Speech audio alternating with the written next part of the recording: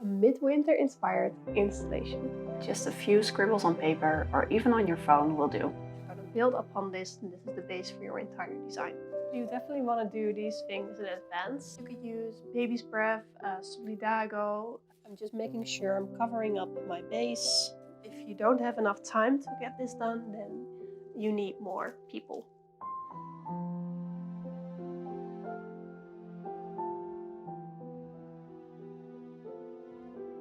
Make sure your structure has multiple layers for lots of grip. Added some longer stems of status to create volume and movement. So I have my little chicken wire ball and some nylon thread. And this is a great way to use small leftovers. Don't follow me into the embellishment rabbit hole. Not everything on Pinterest is as realistic as we want it to be. If you don't want them to slide down, then you can tie a little knot after each addition.